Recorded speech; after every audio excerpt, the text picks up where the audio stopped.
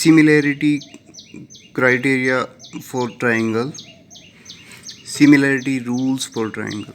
First criteria is angle criterion, which is in the form of theorem 6.3. If in two triangles corresponding angles are equal, then their corresponding sides are in same ratio and hence the two triangles are similar. ये rule क्या कहता है कि अगर दो triangles के corresponding angle, suppose angle A is equal to angle D, angle B is equal to angle E and angle C is equal to angle D, corresponding angles becomes equal, then automatically ratio of their corresponding sides will be equal. Ratio of their corresponding sides will be equal. Corresponding sides are proportional, यानी AB upon DE, BC upon EF, AC upon DF, ये automatically हो जाएगा. Angle equal होते ही sides का ratio equal बन जाएगा और हम बोल पाएंगे कि both the triangles, triangle ABC is similar to triangle DEF. First rule है एंगल सिमिलरिटी क्राइटेरिया. अब इसी का एक modified form angle similarity criteria. आपने एंगल सम प्रॉपर्टी पढ़ी है, उसका यूज़ करके हम बता सकते हैं कि if two angles of one triangle are respectively equal to two angles of another triangle. आपको सिर्फ दो एंगल्स आपस में इक्वल दिए गए हैं, angle A equal to angle D, angle B is equal to angle E. Then हम ये भी जानते हैं कि by angle sum property third angle ये बनेगा कि नहीं. इन तीनों एंगल्स का सम 180 होगा और इन तीनों एंगल्स का सम 180 होगा. ये एंगल इसके इक्वल, ये एंगल इसके इक्वल, तो ऑटोमेटिकली थर्ड एंगल भी इक्वल बन जाएगा, है ना. तो एक्चुअल में ये रूल एंगल रूल में ही कन्वर्ट हो जाएगा. यानी दो एंगल्स, कॉरस्पॉन्डिंग एंगल्स आपस में इक्वल दिए हैं तो थर्ड भी ऑटोमेटिकली इक्वल हो जाएगा. एंगल सम प्रॉपर्टी का इसमें यूज़ होगा और हम बोल पाएंगे the two triangles are similar. So इसको बोलते हैं एंगल सिमिलरिटी क्राइटेरिया. हमें थर्ड को इक्वल दिखाने की ज़रूरत नहीं है, हम डायरेक्टली यूज़ करेंगे कि आपको अगर angle A equal to angle D दिया है, angle B equal to angle E दिया है और थर्ड के बारे में कुछ नहीं बताया, सो ये ऑटोमेटिकली हो जाते हैं इक्वल. आपको दिखाने की ज़रूरत नहीं है, आप डायरेक्ट क्लेम करेंगे कि भाई angle rule both the triangles are similar. So ये एक रूल हो गया, ठीक है. अभी बात करते हैं side similarity criteria. Theorem 6.4. If in two triangles the sides of one triangle are proportional to the sides of other triangle, then their corresponding angles are equal and hence the two triangles are similar. Similarity के अंदर sides proportional होंगी, same ratio में बात करेंगे हम, ठीक है. वो इक्वलिटी की बात नहीं करेंगे, इक्वल हो भी सकती हैं लेकिन हम साइड्स का रेशियो देखा जाएगा, ठीक है.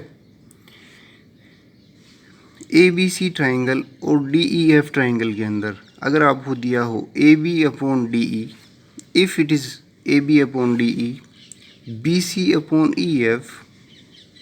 Upon EF and AC upon DF, corresponding sides का रेशियो इक्वल गिवन है, तो हम क्लेम कर सकते हैं कि वो आपस में सिमिलर होंगे. किससे? SSS सिमिलरिटी रूल से. क्योंकि साइड्स का रेशियो अगर इक्वल आ रहा है तो कॉरस्पॉन्डिंग एंगल्स ऑटोमेटिकली इक्वल हो जाएंगे. इफ़ दिस देन दिस, ये था एंगल रूल. ये होता है तो ये ऑटोमेटिकली हो जाता है, ठीक है. सो इसको बोलते हैं साइड, क्योंकि कॉरस्पॉन्डिंग साइड्स का रेशियो इक्वल है तो वो सिमिलर बने, इसलिए इसको बोलेंगे साइड सिमिलरिटी क्राइटेरियन. एक क्राइटेरिया है साइड क्राइटेरियन, थ्योरम नंबर 6.5 के रूप में. If one angle of one triangle is equal to one angle of other triangle and the sides including these angles are proportional in same ratio, then the two triangles are similar. इसमें क्या है, suppose angle A is equal to angle D और इसको include करने वाली side कौन सी हैं, A B और ए सी। डी को इंक्लूड करने वाली डी ई और डी एफ, इनका रेशियो इक्वल बन जाए, यानी A B upon D E और A C upon D F.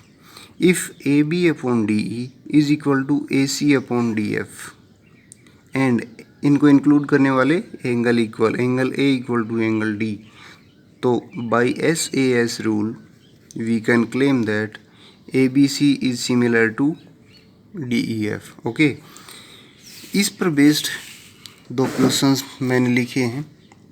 Question को देख लीजिए। ए बी सी और डी ई एफ गिवन है, कुछ साइड्स दी हुई हैं, एंगल गिवन है एक एक, सो दे चेक करके आपको बताना है कि क्या ये सिमिलर हैं। एंगल ए गिवन है, इसमें एंगल एफ गिवन है 80 डिग्री। अब कॉरेस्पॉन्डिंग एंगल क्या बनेंगे वो भी हमें देखना है। ए बी गिवन है, एफ डी गिवन है, इनका रेशियो मुझे समझ में आ रहा है 2.5 और 5, इनमें क्या रेशियो बन रहा है, 3 और 6 का रेशियो क्या आ रहा है, वो चीज़ भी हमें समझ में आ रही है। एक एंगल 80 इक्वल दिख रहा है, तो आप सोचेंगे कि ये साइड एंगल साइड रूल बन सकता है। चेक करो, अगर मैं यहाँ पे देखूँ तो आपको दिख रहा है कि A B upon F D, अगर मैं देखना चाहूँ तो A B upon F D is equal to B C upon E F या एफ ई, क्योंकि ये कितना बन रहा है, ये 3/6 बन रहा है जो कि 1/2 बनेगा, और ये कितना बन रहा है 2.5/5, ये भी 1/2 बन रहा है। सो इन दोनों का रेशियो इक्वल है, लेकिन इन दोनों एंगल को इंक्लूड करने वाला एंगल कौन सा है, एंगल बी है, और इन दोनों को इंक्लूड करने वाला एफ है, जबकि बी एफ के इक्वल नहीं हो रहा, क्योंकि हमें नहीं बताया गया, ये हमें एंगल ए बताया गया जो कि इनको इंक्लूड करने वाला नहीं है। ठीक है, सो इसको देख के ही मत कर देना कि एक एंगल इक्वल है, angle A is equal to angle F है। सो ये सिमिलरिटी क्राइटेरिया को फॉलो नहीं करते, एस ए एस को, साइड एंगल साइड रूल को फॉलो नहीं करते। इसी प्रकार लास्ट